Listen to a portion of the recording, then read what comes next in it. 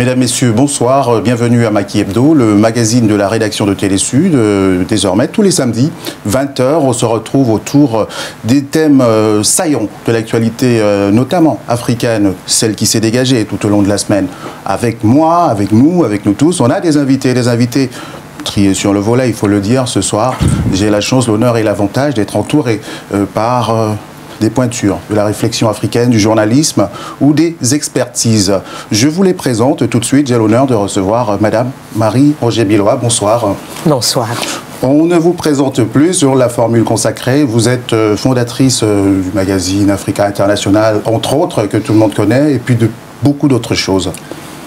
Oui, enfin, je n'ai pas vraiment fondé Africa International, je l'ai repris. D'accord. Mais j'ai fondé d'autres magazines, ici les gens du Cameroun, ici les gens du Gabon, et je vais lancer prochainement, Inch'Allah, ici les gens de Côte d'Ivoire. Très bien. À votre droite, Monsieur Ousmane Ndiaye, bonsoir. Bonsoir. Vous êtes chef de rubrique Afrique à Courrier International. C'est bien ça? Oui, c'est ça. Oui, oui, très timidement.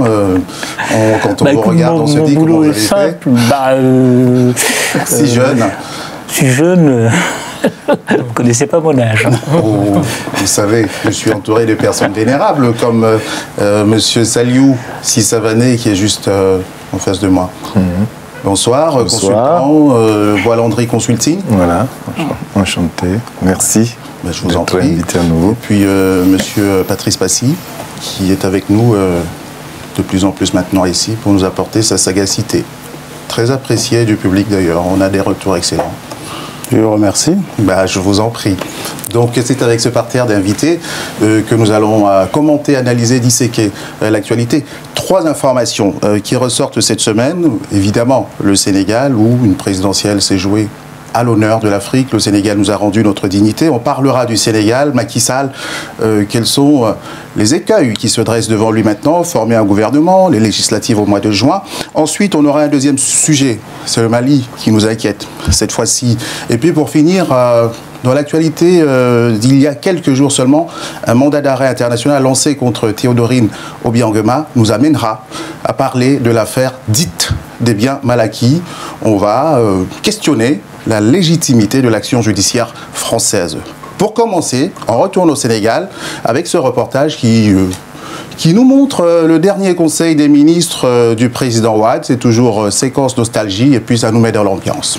Vidéo.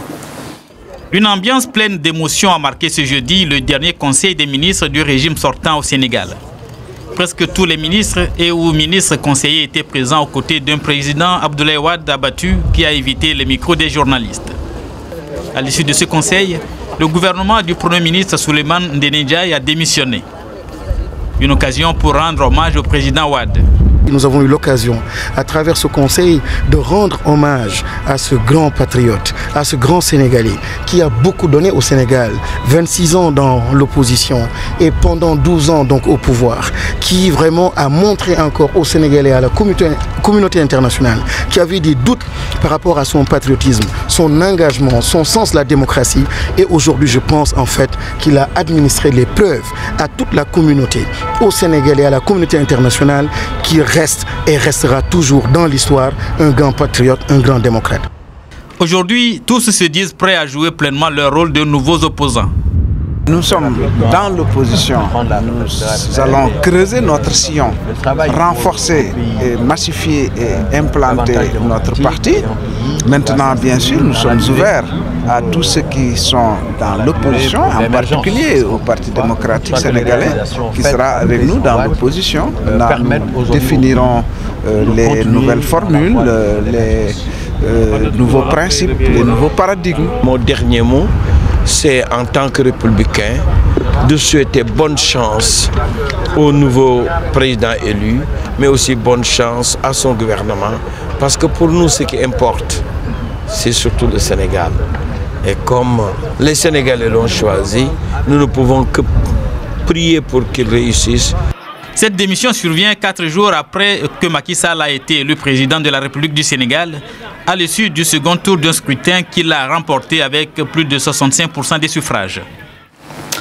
Comme vous avez pu le constater avec nous, le gouvernement du Premier ministre Souleymane Ndéné Ndiaye a donné sa démission. Donc, au tour de Macky Sall de constituer un gouvernement, je vais demander à mes invités de répondre à la première question. C'est quels écueils, quelles difficultés va devoir contourner Macky Sall, Ousmane Ndiaye. Vous êtes le régional de l'étape, comme on dit, même si l'héritage de Wade est assez lourd quand même. Il réussit la sortie. De justesse, ça faudrait le dire. Hein, c'est important, il est vrai, il faut le souligner, c'est un grand homme, et, il a fait beaucoup pour le pays, mais quand même, le dernier septennat a été entaché par ce projet de dévolution monarchique du pouvoir dans un pays quand même qui avait une culture démocratique et croyait avoir dépassé cette question-là. C'est quand même étonnant que Wade, qui connaît très bien la classe politique sénégalaise, la sociologie politique sénégalaise, fasse cette erreur. Après, les 12 ans de Wade, pour moi, la plus grande crise que Macky, en dehors de la crise économique globalisée, il y a une crise institutionnelle qui est l'un des... que Wade a... en changeant la Constitution, en étant dans une sorte d'instabilité, en remettant le Sénat, en l'enlevant, en ramenant la Constitution en quinquennat, en le ramenant en septennat, puis en le ramenant en quinquennat encore. Tout ça, Macky devra le régler. Il faut restaurer l'État, à mon avis, qui est assez délicat. La deuxième question, qui est très importante aussi, toujours dans le volet État, institution, il devra aussi... Le Sénégal est un pays qui était connu pour son modèle laïque. Tu vois, il y a les chrétiens, il y a les confréries et tout. Et Wade a rompu ce pacte, si tu voulais, a rompu ce pacte en disant d'entrée de jeu, j'ai été élu par ma communauté, la communauté mouride. Ce qui a évidemment remise en cause le modèle qui était assez bien, qui était ancré. Il l'a vraiment, oui, il l'a dit dans la presse. Il l'a répété même au second tour quand il est allé voir le marabout des Mourides, qui est la confrérie la plus importante. Wade est venu, le calife général, Wade est venu dire, vous m'avez élu, je demande de vous aider pour me réélire. Et le premier geste que Wade a posé quand il a été élu en 2000 président du Sénégal, le premier acte, c'est d'aller à Touba remercier le marabout, pas le peuple. Et ça, à l'époque, ça avait choqué la société civile sénégalaise. Donc, en fait, après, parmi les urgences, il y a les urgences économiques. La question énergétique me paraît incontournable. Le Sénégal est dans une profonde crise énergétique. Et la deuxième chose, il faut qu'il sauve le pays d'une année blanche. On est à 2 doigts de l'année blanche. Au niveau scolaire. De l'université, notamment. Je voulais poser une question sur le gouvernement, qu'il aura probablement du mal à constituer à cause de la large coalition qu'il a portée au pouvoir. Vous, d'ailleurs, je vous en remercie. Vous nous avez fait un éventail des difficultés finalement qu'ils attendent. Par rapport à ce gouvernement Saliussi Savané, est-ce que vous pensez, quelles sont les difficultés éventuelles auxquelles Macky Sall devra faire face? A priori, il se dit que dans le gouvernement qu'il va composer, la moitié des postes devraient revenir aux gens de son parti. L'APR. Ensuite, il y aura des partisans de Moustapha Niasse et de Tanor, et que le reste devrait se partager avec les autres partis qui l'ont soutenu. Alors, donc, d'après ce que j'ai cru comprendre, il y aura un gouvernement qui aura une tendance, qui va représenter les alliances qui l'ont soutenu, et il y aura un Premier ministre qui sera vraiment un technocrate. On parle de M. Diouf qui était à la FAO, on parle de Mme Tal, on parle d'une autre dame, Mme Kolsek. Bon, alors un gouvernement... Et pas de Gadio? Peut-être qu'il sera dans le gouvernement, je ne sais pas, puisqu'il fait partie de ceux qui là. Parce que théoriquement, il va former un gouvernement avec ses alliés. Mais l'affaire n'est pas simple. Comment sous-peser tout cela entre surtout qu'il y a les législatives au mois de juin, nombre de postes, etc. Comment vous voyez cette affaire? Franchement, c'est bien qu'on parle de ça, et c'est ça notre sujet. Et justement, comme on va prendre un peu de temps pour développer un peu les perspectives, je pense que là, pour une émission qui a lieu juste après l'élection, il faut quand même revenir sur le mandat de Wade. Mon jeune frère a raison de souligner les ombres, mais moi, les ombres ont souvent tendance à couvrir tout ce qui était les lumières, malheureusement. Mais je crois que il faut quand même faire justice à Wade. Je cherche la lumière. Justement, je voulais dire, moi, je ne suis pas sénégalaise, mais je regarde Wade de loin, enfin, je le couvre depuis une vingtaine d'années. Quand il était dans l'opposition, on a rappelé, ça faisait 26 ans. On a vu un de ses ministres qui disait c'est un grand président, certes, mais il faut dire concrètement que Wade, c'est l'homme du NEPAD, par exemple. Pour moi, le NEPAD, c'est une initiative fondamentale, structurante, dont on verra les résultats avec le temps, sur le temps long, comme on dit. C'est pas quelque chose qui donne des fruits immédiats, mais ça a été conçu par Wade avec le secours et la collaboration de son confrère sud-africain. Et ça, c'était déjà très important de faire cette jonction. Thabo Mbeki, absolument, de faire cette jonction, même symbolique. On a beaucoup de mal à travailler entre les francophones et les anglophones. Ça a été ça. Et puis, ce projet-là, qu'on a beaucoup raillé au départ pour sa démesure, parce qu'on disait on veut réunir, on va faire l'intégration de l'Afrique voilà, par des projets gigantesques. On se disait oui, mais il faut déjà réussir au niveau national, qui s'est stabilisé autour d'un programme, je dirais, plus réaliste sur les infrastructures, les interconnexions en matière de télécommunications, en matière routière, et qui maintenant a retrouvé un second souffle. Je trouve que ça, c'est très important d'avoir ce genre de vision. Je trouve aussi que Wade, c'était quelqu'un qui n'a jamais oublié son esprit panafricain ou panafricaniste. À tout moment, il avait son ministre des Affaires étrangères, Gadio, qui a été présent sur différents fronts, même sur le front ivoirien. Bon, et on avait, il a quitté. Bon, tout n'a pas réussi. Mais vous savez, je ne dis pas que tout a réussi, mais je pense que c'est très important de maintenir ce cap et d'avoir cette vision. Hein? Et ensuite, je pense que c'est dangereux de maintenir ce cap pour la simple raison que. J'ai même pas fini. Oui. Non, j'ai pas fini. Je crois que c'est la dernière occasion qu'on a vraiment de parler de Wade, parce qu'après, on va s'intéresser à Magui et tout ce qu'il va faire. Et je trouve aussi en matière de politique pour les femmes, ça c'est pas rien. Wade a obtenu la parité, il a soutenu, il a fait voter la parité, il a même fait voter un observatoire pour surveiller que cette parité soit. Et les femmes du Sénégal, si vous voyez, elles ont été assez satisfaites de Wade. Il a trouvé une lumière. Voilà. La parité, oui. Oui, non, la parité. Et aussi, je dirais que il est arrivé, parce qu'on a beaucoup parlé de son âge à la fin. Ça fait partie de l'ère du temps. Non, l'ère du temps, non. Regardez la Tunisie, regardez la Libye. La Tunisie est très avancée en matière de droits de femmes. Mais maintenant, on est en train d'avoir un recul. Donc, je suis désolée, un recul en Égypte. Bon, c'était, voilà. C'est pas l'ère du temps, ça dépend où on le place. Et je dirais aussi pour les jeunes, dernier point, parce qu'il y en a plusieurs, mais je veux dire des trucs qui me semblaient vraiment importants. Quand Wade est arrivé, on n'a pas parlé de son âge. Et pourtant, il avait déjà 75 ans, c'était un vieux monsieur. Mais pourtant, il était considéré comme le président des jeunes. Il a été plébiscité par les jeunes, souvenez-vous. Et il n'a pas... référendum contre Diouf. Et voilà. Certainement. On peut analyser. Mais ce que je veux dire, à ce moment-là, il a quand même pris un certain nombre de mesures pour favoriser l'entrepreneuriat des jeunes. Tout n'a pas réussi, mais de montrer cette indication, il a créé pas mal d'emplois. Je voudrais souligner deux choses. Un instant, je vous donne la parole. J'ai une question à Marine. Et M. Passy ne l'a pas encore eu, on va faire un tour. Un instant. On est parti sur le gouvernement, vous êtes allé plus loin. Très bien. D'ailleurs, c'est important, effectivement, de tourner la page Wade, mais en jetant quand même un œil sur ce qui a été fait ou pas. Et en ne jetant pas l'eau, le bébé avec l'eau du bain. La question n'est plus peut-être sur le gouvernement de Macky. J'aimerais bien rebondir sur la première question. Qui est peut-être une formalité, mais enfin, vous verrez. Non, c'est pas une formalité. Enfin, je ne sais pas, parce que vous semblez intéressé. Je vais vous répartir la parole. Monsieur Passy, allez-y. Je voudrais revenir sur le gouvernement. D'accord. En fait, la formation d'un gouvernement de coalition ne dépend pas vraiment du président élu. Parce que c'est des chefs de parti qui apportent des listes. Dans chaque parti, il y a des listes et le chef de parti va soumettre la liste auprès du président en disant « bon, notre parti, nous voulons ça, etc. » Et c'est à ce moment qu'on fait des arbitrages. Donc le président, généralement, c'est pas quelquefois, il découvre des ministres lors de la constitution du gouvernement, c'est pas toujours des personnes qu'il connaît. Donc à ce moment-là, sa première marge de manœuvre se trouve réduite.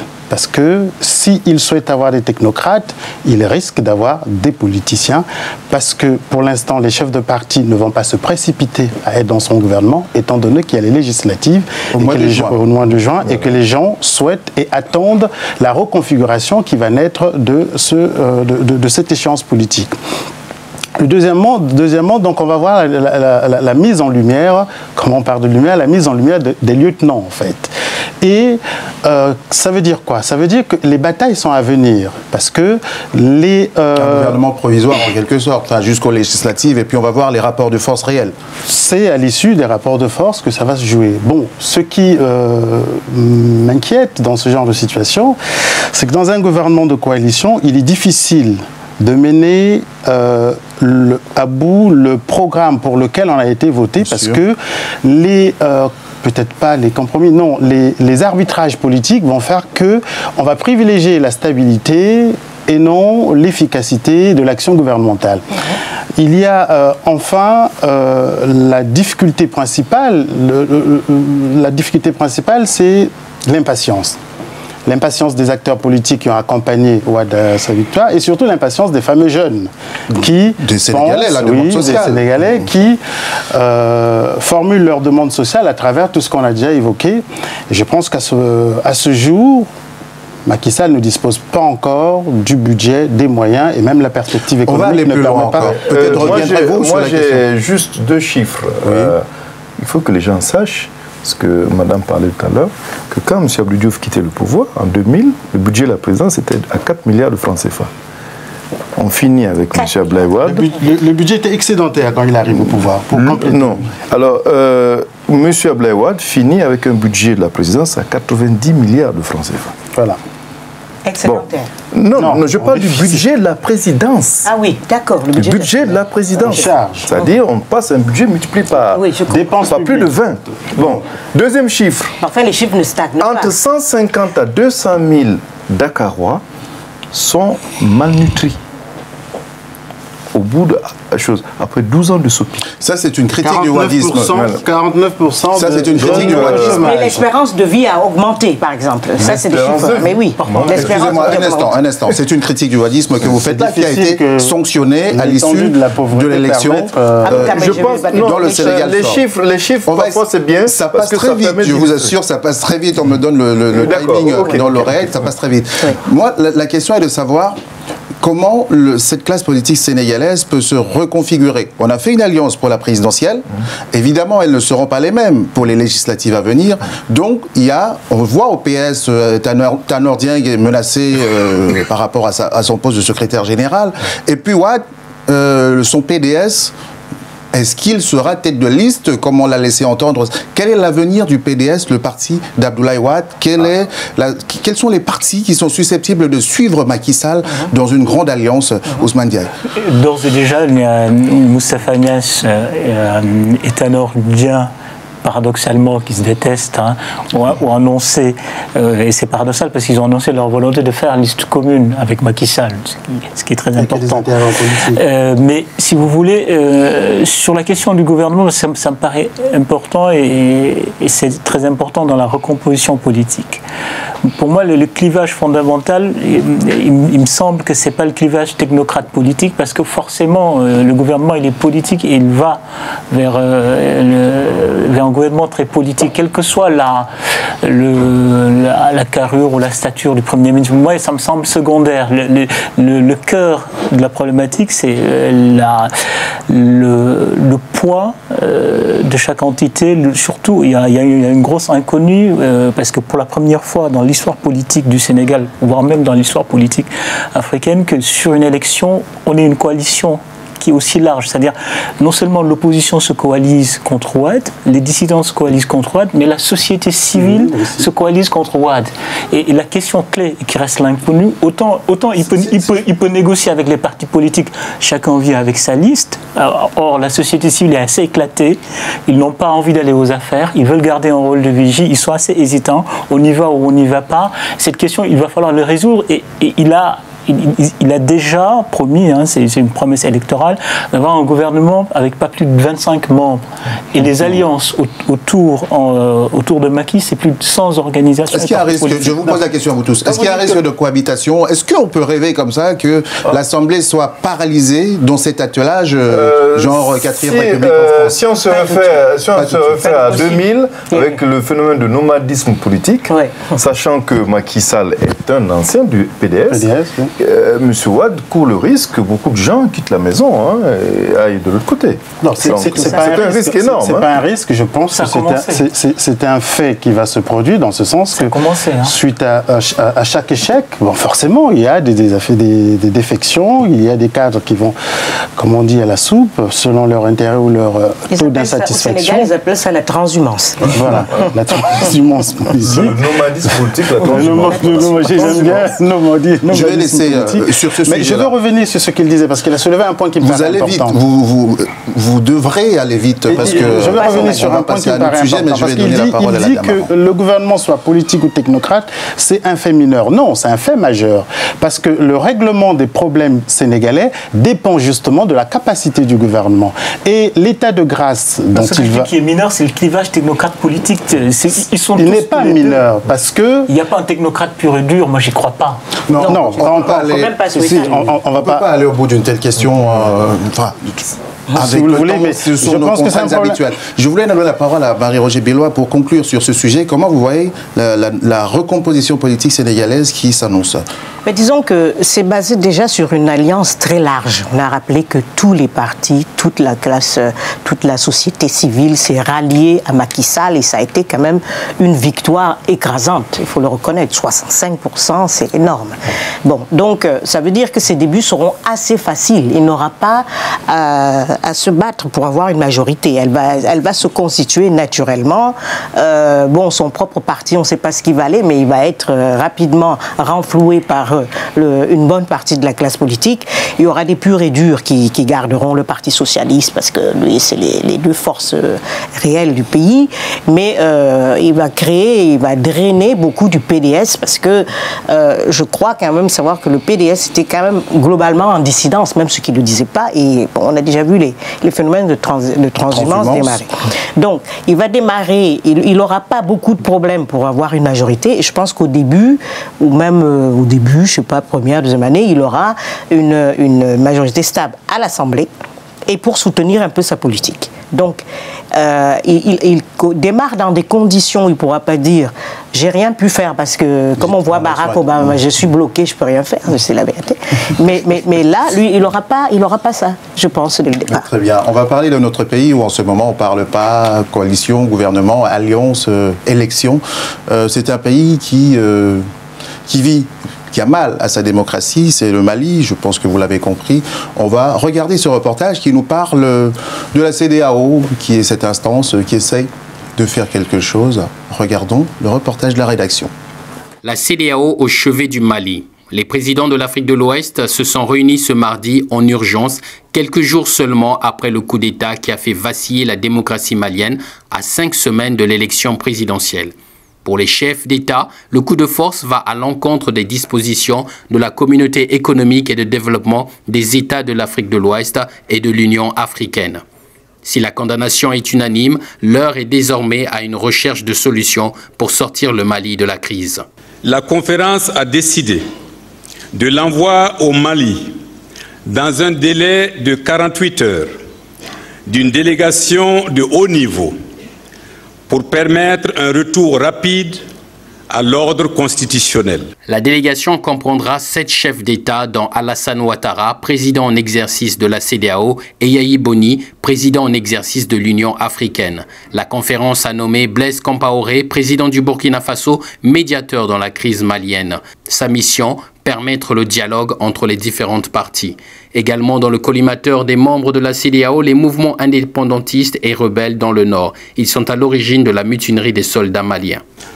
La conférence condamne la décision opportuniste des mouvements armés visant à profiter de la crise constitutionnelle au Mali pour intensifier ses attaques dans le but de gagner plus de territoire dans le nord. La CEDEAO envisage de prendre toutes les mesures nécessaires afin de garantir l'intégrité territoriale du Mali. Elle prévoit aussi, en cas de non-respect de ces décisions par les putschistes, un embargo diplomatique et financier et une interdiction de voyager contre la junte et ses proches collaborateurs.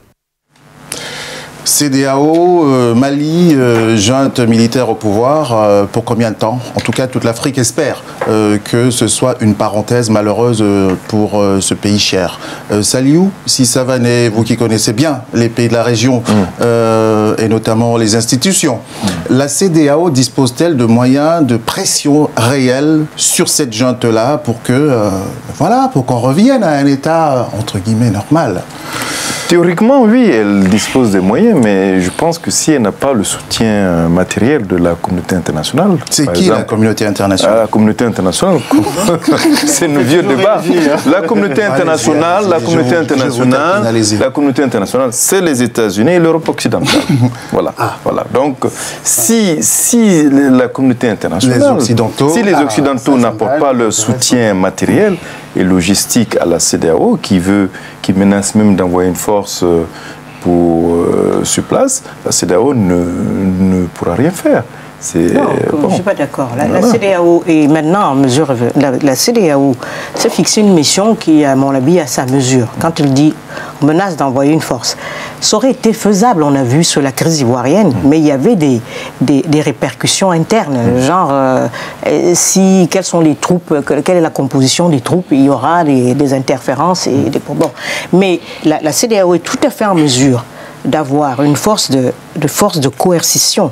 Et je crois que la seule solution dans ce genre de cas, pour qu'on change vraiment, pour qu'on sente qu'on a vraiment changé d'époque, qu'il n'y a plus des coups d'État comme ça, avec des militaires qui ne savent même pas ce qu'ils font et qui sont complètement indécis, sans vision et qui viennent mettre à bas une démocratie aussi... de 20 ans. Voilà, et une démocratie phare du continent africain, aussi facilement, sans conséquence. Démocratie qui était en guerre. Oui, elle était en guerre, oui, mais enfin, ils ne proposent rien. C'est-à-dire, c'est le genre de coup d'État qui est une impasse, parce que dire, nous voulons faire une impasse totale. Nous renversons le gouvernement parce qu'il ne nous a pas donné les moyens pour combattre au nord. Immédiatement, qu'est-ce qu'on voit? Désordre dans le pays, du pillage et encore, évidemment, la rébellion qui prend le dessus et qui profite du vide constitutionnel. Donc, c'est une impasse. Ça ne mène à rien. On sait aussi que c'était à un mois ou quelques semaines de la fin du mandat. D'accord, les putschistes ont tort, mais ATT a tort aussi. Je pense que non, ATT ne peut pas avoir tort à l'intérieur d'un régime démocratique. C'est-à-dire les problèmes se règlent à l'intérieur de la démocratie. Donc, il quitte le pouvoir un mois après. Il y a des nouveaux et un nouveau gouvernement qui va, et puis on essaie de voir. Mais on ne peut pas dire on casse la démocratie, on casse la démocratie parce que... Le problème à ce jour que se posent les observateurs et même, je pense, la CEDEAO a eu 3 questions. Que faire de la junte? Que faire de ATT? Que faire de la rébellion? Est-ce qu'il faudrait... Au niveau de la rébellion, on se rend compte qu'elle est dans une impasse. La pièce tourne toujours. On se dit de quel côté ça va tourner, ça va tomber. Est-ce du bon, c'est-à-dire la rébellion la junte se rend compte qu'elle n'est pas en mesure de gérer les affaires de l'État, remet le pouvoir à une autorité civile, remet le pouvoir à une autorité légitime, tout en prenant le soin de préserver ses arrières, j'imagine. Et deuxièmement, ou du bon côté, du mauvais côté, c'est-à-dire dans l'ivresse du pouvoir, ce qui semble se produire, c'est-à-dire les analystes pensent qu'au-delà d'une semaine, au-delà de 2 semaines, la junte va s'accrocher au pouvoir parce qu'elle aura eu le temps justement de résorber certaines difficultés qu'on est en train de critiquer. Deuxièmement, on se pose la question, quel est le jeu que joue ATT? Parce qu'on ne comprend pas sa situation, il n'est ni embastillé, ni libre, il n'est ni menacé, ni libéré, donc on ne comprend pas. On ne comprend pas. À ce jour, on a du mal à avoir une lecture claire de ce qui se passe à propos d'ATT. Troisièmement, enfin, on se pose la question, est-ce qu'il faudrait diviser ce pays ou, puisque la rébellion a des revendications à la fois territoriales, politiques et culturelles, est-ce qu'il faudrait laisser cette partition s'installer ou il faudrait justement mettre en place des moyens de coercition politique ou militaire pour régler ce problème? Est-ce que le Mali court un risque de perdre le Nord? Qui va décider de scinder le Mali? Attendez, la rébellion, parmi les objectifs que l'on craint, oui, même si... Mais c'est des objectifs à ne pas négliger. Depuis 1963, depuis l'indépendance, même avant l'indépendance, quand c'était le Soudan français, cette partie, enfin, des Touaregs, pas tous les Touaregs, mais des Touaregs ont toujours posé le problème de citoyenneté, ne se sentaient pas maliens. Maintenant que ces gens disposent d'un arsenal supérieur à celui que possède l'armée malienne et qu'on découvre et qu'on nous annonce opportunément que cette région est riche en uranium, en pétrole et autres, moi, je me pose des questions. Je me pose des questions sur le rôle de l'Algérie, sur le rôle de la France, sur le rôle des États-Unis. Parce que moi, je vous donne un seul exemple. Bonne question. La France a un satellite qui s'appelle Helios, que la France avait mis au service de l'Arabie Saoudite pour déloger des djihadistes saoudiens qui étaient entre le Yémen et les choses. Alors, on ne va pas me dire que les États-Unis ou la France ne connaissent pas les positionnements de ces rebelles. Par exemple. Ils les connaissent d'autant plus qu'ils sont... Je me pose des questions. Il y a un jeu d'intérêt. Non, mais pour la clarté du débat, je pense qu'il y a deux problèmes au nord Mali qu'il faut séparer. Il y a le problème de la rébellion, qui est une rébellion identitaire. C'est les Touaregs. Ils réclament l'Azawad en état Touareg. Et il y a Al-Qaïda Maghreb. Il y a des Sénégalais dans le Qaïda Maghreb, des Algériens, des Mauritaniens, donc un problème qui est extraterritorial, qui dépasse le Mali et qui est profondément malienne cette question parce que c'est la base. Parmi les États concernés, il n'y a que le Mali qui a eu la faiblesse de laisser faire cette installation d'AQMI. Je pense que c'est deux problèmes différents. Qui a eu la faiblesse? Non, à qui on a reproché? Je ne sais pas. On ne peut pas dire qu'il y a eu la faiblesse. À qui on a reproché une mollesse dans la gestion de ce problème? AQMI s'est installé, je suis désolé, on sait que les camps d'AQMI, ils tiennent des villes, ils tiennent des portions du territoire malien, on le sait, et le Mali a toujours été incapable de les déloger. Je ne dirais pas incapable. C'est quand même un problème malo-malien quand même. Les excellents rapports qu'entretiennent la rébellion Touareg, le MNLA, avec l'État mauritanien, par exemple. En un mot, comment expliquez-vous le comportement d'Alger alors qu'il y a des Touaregs dans l'extrême sud algérien? Tamaracet est une ville Touareg. Mais si vous voulez, vous n'entendrez jamais de problème là-bas. Jamais. Mais il n'y a pas d'unité chez les Touaregs. Je n'insinue rien. Un instant, je vous redonne la parole. En un mot, ce qu'il ressort du débat, c'est que même si le Mali a réglé sa question institutionnelle par rapport à la démocratie, le problème du nord du Mali se posera toujours. Et il appelle d'autres solutions, pas uniquement militaires, pas uniquement maliennes. C'est pas une cause. Ce sera le mot de la fin sur ce sujet. Non, justement, les problèmes sont vastes au Mali et le problème du nord et les Touaregs existe depuis aussi longtemps que je suis journaliste, depuis toujours.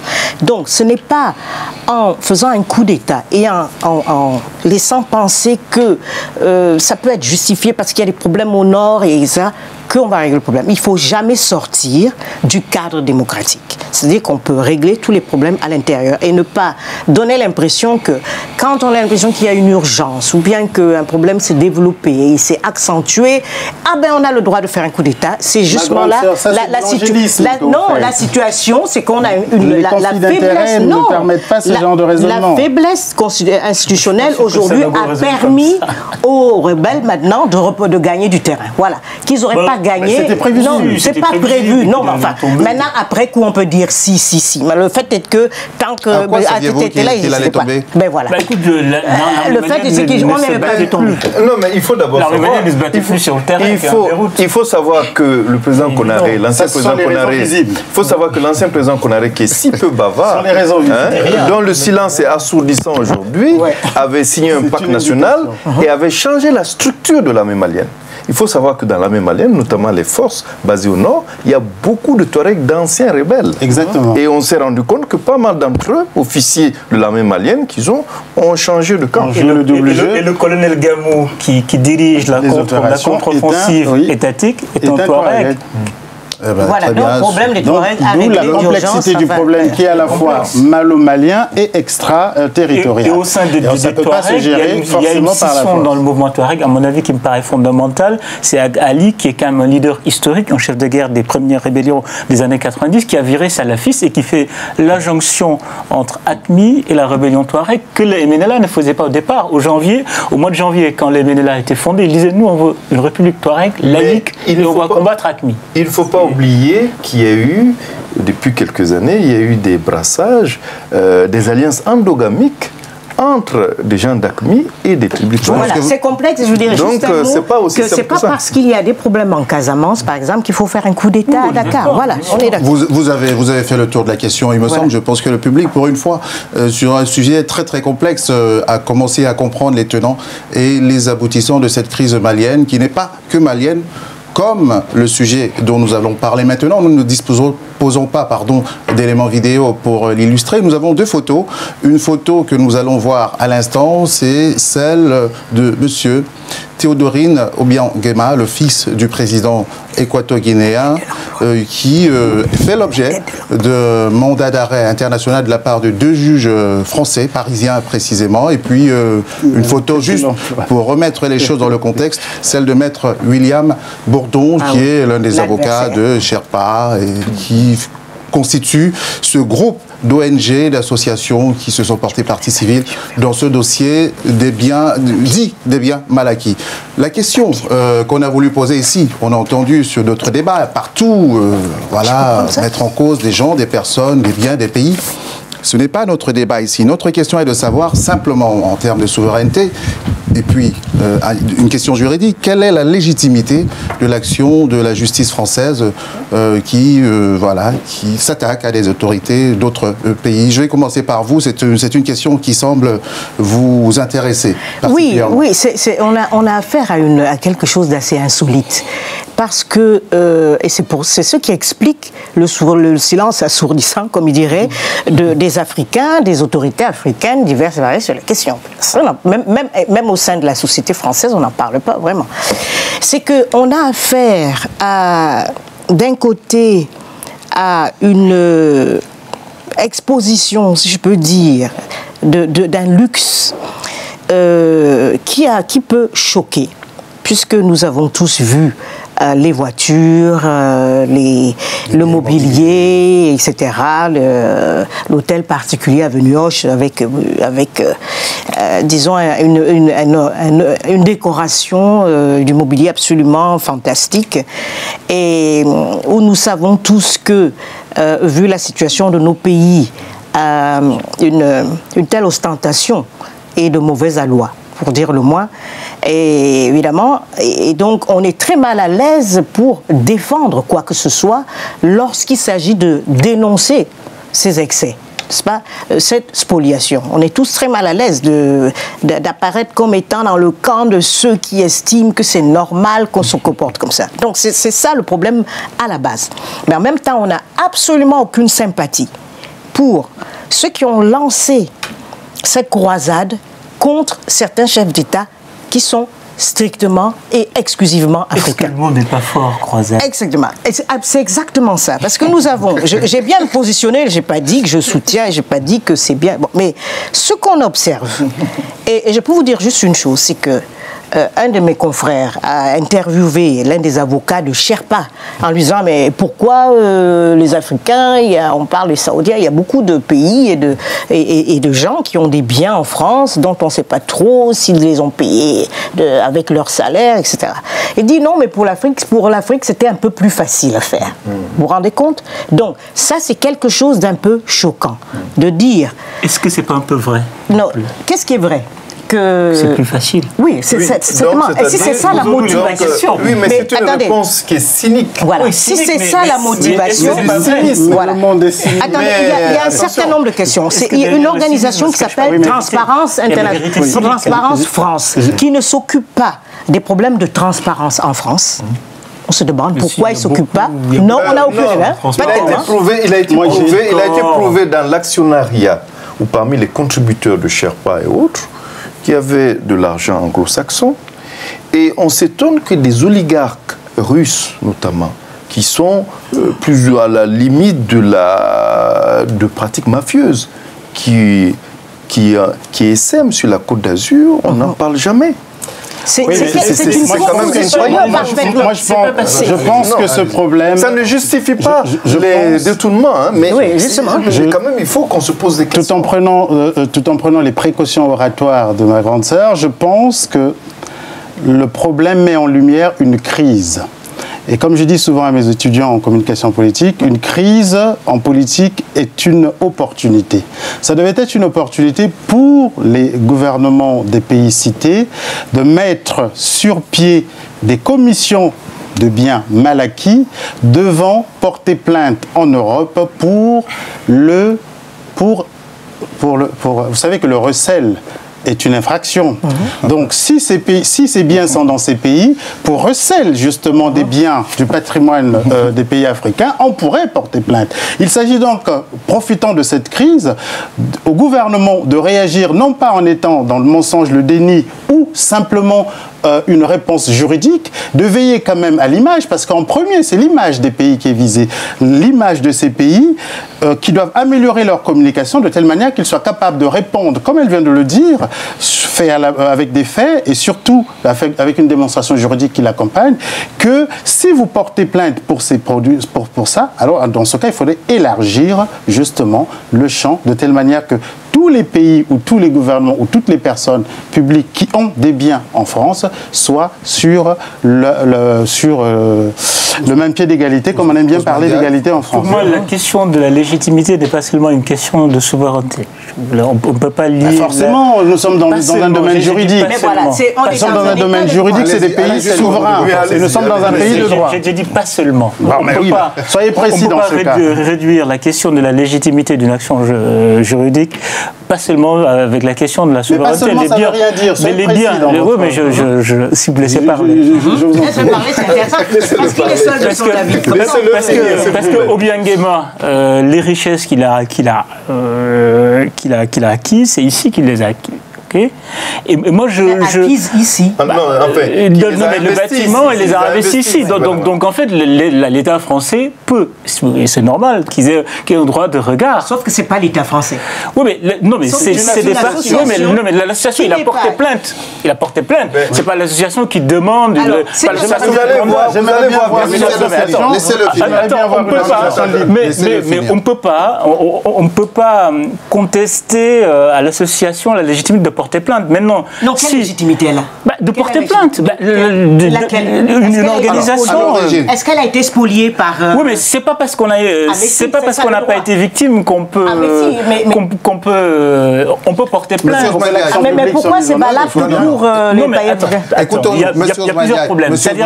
Je vous redonne la parole tout de suite. Je remets les choses dans leur contexte. À l'origine, en 2007, il y a un collectif d'associations qui vont mener une étude qui est intitulée « L'argent des dictateurs et la complaisance des autorités françaises ». On oublie souvent ce deuxième volet. Et à la suite de cette étude, il y a un certain nombre d'associations qui vont se porter partie civile. Au départ, il y a même les associations africaines qui en font partie. Mais à l'arrivée, lorsque la plainte est retenue par le tribunal de Paris, en l'occurrence, les associations africaines ne figurent plus dans le cheminement final de cette histoire. C'est-à-dire que finalement, en termes de légitimité, puisqu'on parle de cela, qui représente l'Afrique là-dedans? C'est-à-dire que c'est pour ça qu'elle a utilisé une image, la croisade, on a eu l'aide économique, puis l'aide humanitaire, maintenant c'est l'aide judiciaire, enfin juridictionnelle comme diraient d'autres. Mais finalement, la question se pose de la légitimité. Il me semble, au-delà, je resitue les choses, aucun Africain n'est content de voir l'argent de l'Afrique se volatiliser. Tout à fait, nous condamnons tous cela parce que nous sommes tous très malheureux de voir nos pays tels qu'ils sont. Mais maintenant, que des gens, de façon arbitraire, oui, qu'ils arrivent sur nous, pourquoi pas sur les autres, ça répond de quoi? Voilà, et même sur le plan juridique. Quelle est l'intention, l'intérêt caché? J'ajouterais même une boutade. Peut-être que le futur président du Chapa sera un Africain, comme à la CPI. On n'a plus une Africaine, mais bien sûr, bien sûr. Ça, c'est le vrai problème. Mais bien sûr, bien sûr. Ça c'est la vraie question. Non, mais pourquoi on n'a pas nos moyens d'action juridique pour en tant qu'Africain pour les forcer. On ne peut pas avoir de moyens d'action juridique. On sert de laboratoire. Parce que lorsque la force est accompagnée du droit. Donc si vous n'avez pas la force qui vous permet d'avoir un poids sur le plan international, vous subissez la force des autres. C'est pour ça que j'ai toujours... La justice du droit. Non, nous sommes en face de la morale du fort, en fait. Oui, nous sommes en face de la morale du fort. De la justice du plus fort. Tout à fait. Nous sommes en face de la morale du fort. Nous sommes en face des droits de l'homme du fort. Il y a des gens qui ont renoncé. Qu'est-ce qu'on fait? Ce qu'on fait... On les laisse détourner. Non, ce qu'on fait... Non, mais on règle quoi? C'est qu'il faudrait... Juste une chose. Il me pose une question. Moi, je vais répondre. Qu'est-ce qu'on fait? On a récupéré du matériel, des biens, des valeurs, etc. Grâce à cette action. Là-bas, et elle va où? Elle va où? Je sais pas. Voilà, c'est ça le problème. Je sais pas. Toutes les voitures, elles sont où? Qui va profiter de tout ça? On ne sait pas. Voilà. Donc, j'ai déjà au trésor français. C'est où? Voilà. Moi, je voudrais savoir. L'argent que des gens comme Baba Guinda ou Mobutu ont détourné. Bokassa. On a saisi des comptes. Est-ce que les États, les pauvres États spoliés, je vais poser une dernière question. Et vu les barrières juridiques qu'il y a, juridiques, financières et fiscales, qu'il y a pour récupérer ces... Alors, je voudrais reprendre à cette question, si vous permettez. Un instant, s'il vous plaît. On est en train d'arriver dans les derniers instants de l'émission. Mais je vais vous donner la parole à chacun. Il me reste quelques secondes pour chacun. Je vais revenir à Ousmane Diaye, qui apporte une voix qu'il faut entendre jusqu'au bout. Finalement, appelons ça comme ça, la question de la corruption en Afrique, de façon générale et générique. Pour que nous n'ayons pas l'air de défendre des pratiques qui sont, on ne peut plus, condamnables. Absolument. Comment nous pouvons les régler, ces questions, nous-mêmes, éventuellement. Enfin, c'est ce qui est souhaitable. Pour moi, on fait fausse route en posant la question Occident, ONG, qui s'attaquent à des Africains. C'est-à-dire, moi, je rejette tous les arguments du catégorie ici c'est corrompu, ils ne s'attaquent pas. Ici, ils m'intéressent très peu, au fond. Non, mais c'est pas ça. C'est ce qui m'intéresse, c'est dans nos États, chez nous, comment on fait pour que l'État... pour que ce type de schéma ne puisse se reproduire. Et là, pour le moment, je pense que ces actions émergent justement par notre faute, par notre faiblesse, notre incapacité à inventer un cadre juridique, mais ne serait-ce qu'au niveau continental. Même si c'est ça qui est en jeu. Si Serpa vient, pourquoi il n'y a pas eu l'équivalent de Serpa au niveau des sociétés civiles africaines? Je pense que tout ça vient... C'est ça la vraie question. La question, c'est pas avec le développement de la société. C'est pas une question occidentale dont il s'agit ici. Je suis d'accord avec une question africaine. Répondez-lui à tour de rôle. La question occidentale est un épiphénomène autour. Vous avez posé une question. Il y a des gens qui en profitent évidemment de ça. Mais la question reste éminemment africaine. Vous avez posé une question qui est tout à fait justifiée. Et justement, le fait de poser le questionnement que vous posez, justement, devrait, je l'espère, amener nos sociétés civiles à s'organiser, s'armer, pour ne plus que ce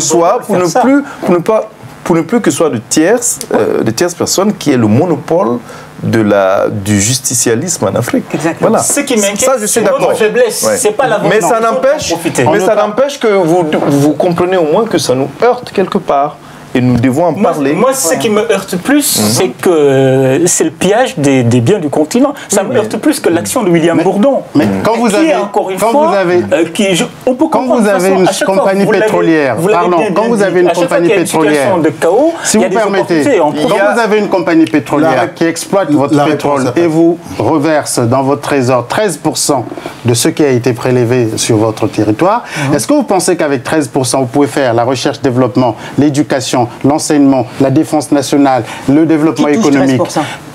c'est souvent généralement ce qu'on a versé à certains États, 14-15%. Ceux qui ont eu le malheur de demander 50% ont été virés du pouvoir. Et ça justifie quoi? Donc, ça justifie... Rien. Non, ça justifie rien. Non, absolument. Ça ne justifie pas le pillage. Ça justifie rien, à mon avis. Absolument rien. Le fait qu'on vous reverse ça, on organise votre pillage et on vous aide à organiser votre pillage. Non. Ce que vous dites là, organise le pillage. C'est très grave. C'est très grave ce qu'il veut dire. Parce que ça, c'est infantiliser les Africains. Vous infantilisez les Africains. Une question précise. Calmons-nous. Monsieur Ousmane Diaye. Pour ne pas être infantilisé, il faut valoriser l'économie de la connaissance. Pour ne pas être infantilisé, il faut valoriser l'économie de la connaissance. Je vous écoute. Monsieur Ousmane Diaye. En quoi, dans l'affaire Obiangema, les multinationales organisent les pillages? En quoi? Monsieur Ousmane Diaye, vous avez posé une question. Les banques sont où? Où sont placées ces banques? Monsieur Passy. Les succursales qui gèrent cet argent, ces masses d'argent sont où? Mais les banques, c'est des privés. Mais ça n'empêche pas. La première question d'abord. Les banques, c'est pas des multinationales, c'est des privés. Mais ça n'empêche pas les gens. Non, vous ne savez pas que les banques deviennent des multinationales. Mais ils prennent l'argent. Est-ce que c'est pas oui, ces multinationales organisent donc des montages financiers qui leur permettent ces évasions financières, etc. Excusez-moi, allez-y. Très bien. Monsieur Ousmane Diaye, je vous remercie d'avoir participé à cette émission parce que vous avez posé une question. De fond. Les uns et les autres ont essayé de vous répondre. Pas encore, Madame Marie-Roger Bilois. Voilà. Je dirais que il ne faut jamais, et moi j'y tiens beaucoup, accepter qu'on bafoue le droit en disant oui, mais parce que sinon ce qui se passe est grave, donc on ne respecte plus le droit. Ce qui tient un État et ce qui tient, je dirais, ce qui fait fonctionner les relations internationales, c'est le droit. Bon, mais si vous me dites maintenant, c'est la loi du plus fort, c'est la jungle, c'est le Far West, c'est le Far West, on fait ce qu'on veut, on fait ce qu'on veut, donc on ne respecte pas les procédures. N'importe qui peut se lever. Non, justement, il n'y a pas de convention, ça ne repose sur aucune base juridique connue. On invente des choses, on invente des procédures, parce qu'on sait qu'en face, on a des gens qui ont tout fait pour ne pas être sympathiques et qui nous paralysent tous. On ne peut plus trop parler parce qu'on se dit c'est pas très bien ce qu'ils font, mais c'est très grave et c'est très important que dans ce cadre de ne pas accepter qu'on viole le droit, comme c'est en train de se passer. On est dans un état de droit qui bafoue le droit. On ne regarde plus juste parce que l'adversaire est jugé antipathique. On ne peut pas. On ne peut pas. On est dans une procédure. Même les prisonniers ont droit au droit. Même les meurtriers ont droit au droit. Et c'est de ça qu'il s'agit ici. Chers invités, je suis obligé de vous reprendre la parole. Je vous dis merci pour ce débat qui est allé au fond des sujets. Les sensibilités qui se sont exprimées étaient différentes et complémentaires. Je remercie d'abord Madame Marie-Roger Bilois d'être venue. J'espère qu'on vous reverra parmi nous quand le temps vous le permettra, des fois. Plaisir.